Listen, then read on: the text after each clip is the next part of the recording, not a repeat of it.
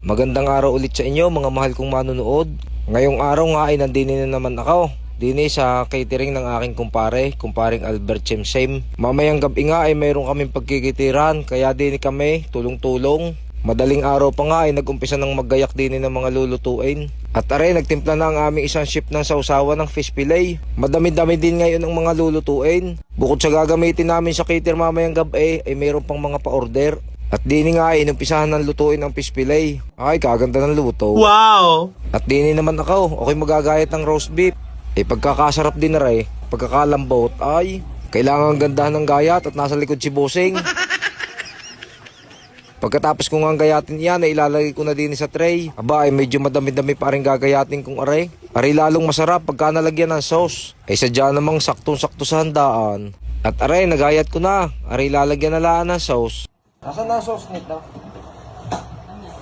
At aray mga Bossing, binuhusan na ng sauce. Ay, kita nyo gayan, ay mahigpit ang sarap na ray. Creamy eh. Dini naman sa isang side na aray, ay nagprito naman yung aking kasama ng cordon bleu.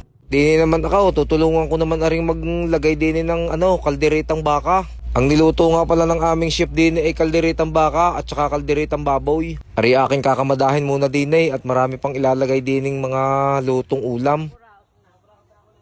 Ari namang sasanduking isang aray ay kalderitang baboy naman aray. Ari ay ihahayin din doon sa pagkikitira namin mamayang gabi. Ako'y habang natulong dini ay ako'y nagugutom, kabangaw.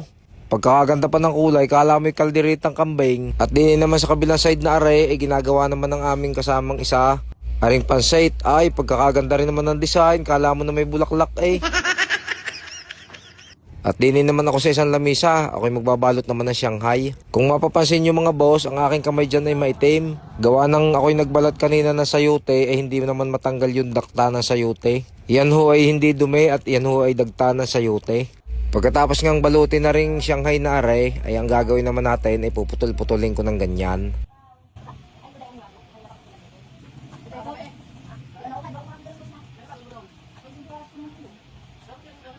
At din naman tayo sa labas, ako'y tutulong naman din ng pag-iihaw. Aring ating iniihaw na aray ay chicken barbecue. Aring naman ay hindi ihahanda mamaya sa cater. Bukod aray, gawa ng aring mga special order na. Ay gusto nyo ga, kayo mag-order din sa amin.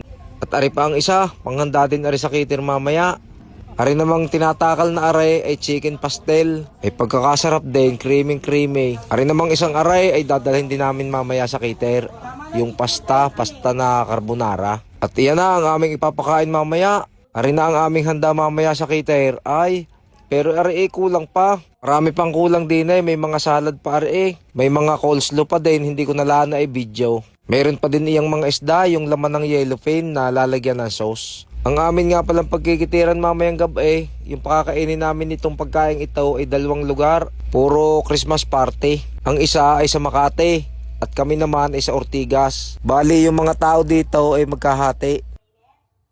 At aray, kami gumaor na din sa Ortigas. Sasakay kami din sa elevator at pagkakataas ng aming pagkikitiran. Pagbaba nga namin din sa elevator, di aray, yag-yag na si Tutoy.